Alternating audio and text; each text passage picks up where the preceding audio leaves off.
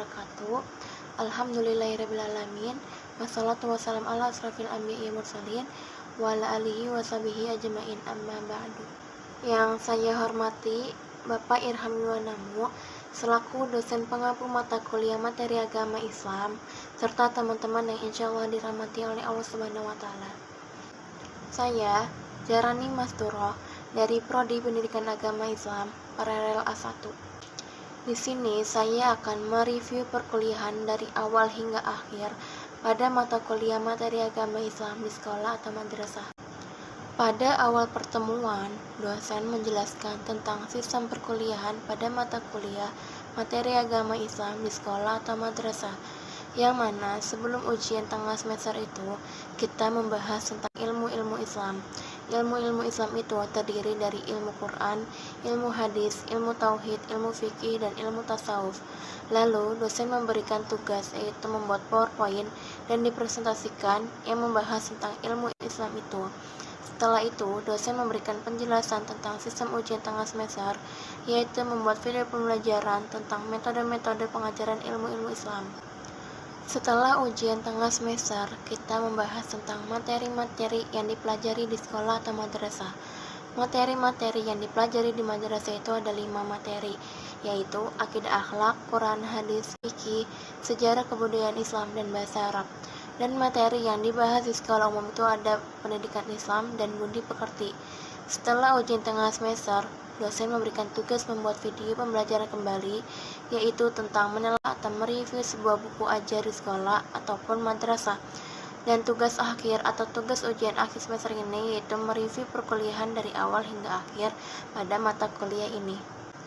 Dan di sini yaitu ada pengertian ilmu-ilmu Islam. Yang pertama yaitu ada ilmu Quran, ilmu yang membahas tentang Al-Quran, contohnya yaitu tentang asbabun nuzul. Yang kedua yaitu ada ilmu hadis, ilmu yang membicarakan tentang keadaan para perawi dan yang diriwayatkan untuk mengetahui kedudukan sanad dan matan. Yang ketiga yaitu ada ilmu tauhid, ilmu yang membahas tentang Allah Subhanahu wa Ta'ala, sikap muslim dalam meyakini Allah. Yang keempat yaitu ada ilmu fikih dan usul fikih, ilmu yang membahas tentang persoalan hukum dalam syariat Islam. Yang terakhir yaitu ada ilmu tasawuf, ilmu dalam agama Islam yang berfokus menjauhi hal-hal duniawi. Dan selanjutnya yaitu ada materi-materi ilmu Islam. Yang pertama itu ada ilmu Quran, materinya yaitu ada asbabun nuzul, nahu, adab tilawatil Quran, qiraat, tajwid, nasik mansukh, ayat muka mutasyabih, dan hafizil Quran. Yang kedua yaitu ada ilmu hadis, materinya yaitu ada pengertian ilmu hadis dan bentuk-bentuk hadis, penghimpunan dan pengkodifikasian hadis, istilah-istilah dalam ulumul hadis, pengklasifikasian hadis, hadis maudhu dan struktur hadis, sanad, matan, dan rawi, dan yang terakhir yaitu ada takhrijul hadis. Yang ketiga yaitu ada ilmu tauhid, materinya yaitu ada pengertian dan ruang lingkup ilmu tauhid, prinsip tauhid dalam pendidikan dalam surat Luqman, pembentukan dasar akhlak islami dan etika dalam ilmu tauhid menurut aliran Murji'ah, ilmu tauhid dalam perspektif tasawuf, metode pengajaran ilmu tauhid, dan yang terakhir yaitu ada eksistensi kajian tauhid dalam keilmuan usuluddin. Yang keempat yaitu ada ilmu fikih dan usul fikih. Materi yang termasuk fikih yaitu ada garis besar fikih, ibadah, puasa, dan zakat. Yang termasuk materi usul fikih yaitu ada identitas usul fikih, uruf, al-zari'ah, dan maqasid al-asyari'ah, ijtihad dan mujtahid.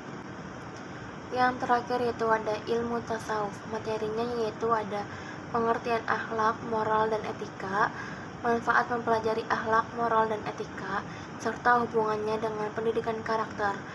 Ketiga yaitu ada ruang lingkup pembahasan ilmu akhlak, serta nilai-nilai akhlak dan pembentukannya.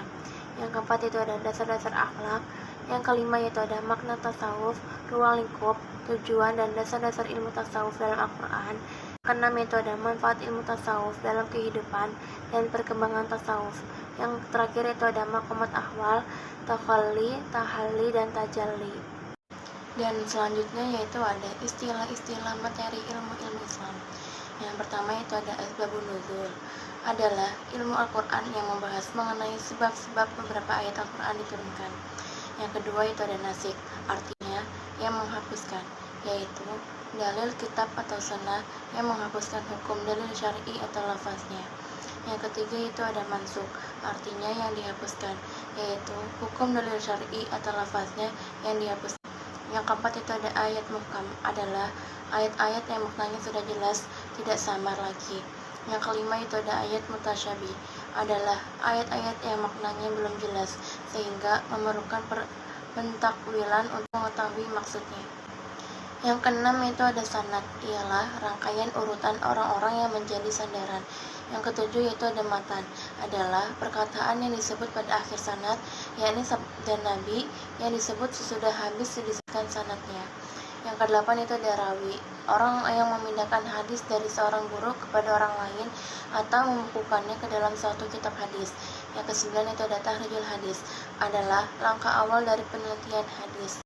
Yang ke-10 itu ada urf. Urf merupakan istilah Islam yang dimaknai sebagai adat kebiasaan yang diwariskan secara turun-temurun dari generasi ke generasi. Yang ke-11 itu ada adzari'ah, adalah apa yang memberi perantara dan jalan kepada sesuatu. Yang ke-12 itu ada maqasid al-syariah, adalah tujuan-tujuan syariat dan rahasia-rahasia yang dimaksudkan oleh Allah dalam setiap hukum dari keseluruhan hukumnya.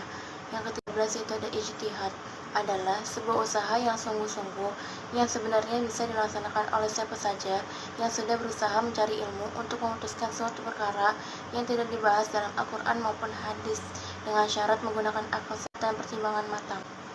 Yang ke-14 yaitu ada mujtahid, ialah orang yang melakukan ijtihad dan mempunyai kemampuan untuk berijtihad dengan syarat-syarat tertentu. Yang ke-15 yaitu ada maqamat ahwal. Maqamat ialah stasiun-stasiun yang harus dilewati oleh para pejalan spiritual sebelum ia mencapai puncak perjalanan, yang biasa disebut ma'rifah, ridho, ataupun mahabbah, kecintaan Allah SWT. Sedangkan ahwal adalah keadaan-keadaan spiritual saat yang telah dialami para sufi di tengah-tengah perjalanannya. Yang ke-16 itu ada takhalli, adalah pembebasan diri dari kualitas-kualitas tercela. 17 yaitu ada tahalli, tahap mengisi dan menghias diri Anda dengan sikap terpuji. Terakhir itu ada tajalli, adalah apresiasi terhadap rasa ilahi, atau dalam istilah hamka, Tuhan melihat dalam hati.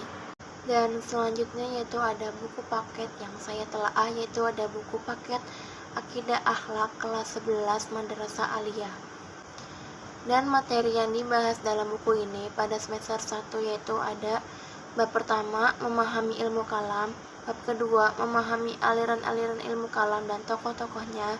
Bab ketiga, menghindari akhlak tercela. Bab keempat, membiasakan akhlak terpuji. Bab kelima, meneladani kisah.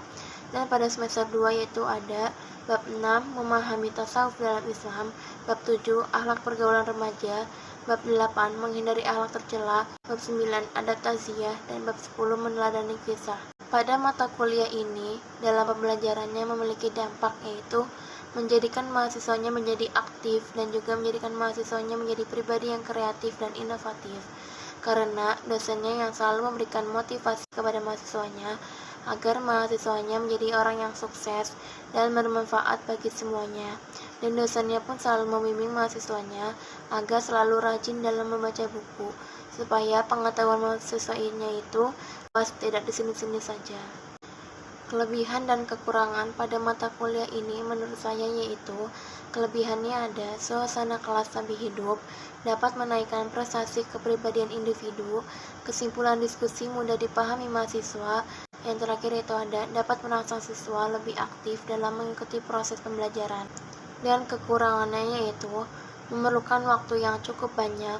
Bila terjadi perbedaan pendapat akan banyak menyita waktu.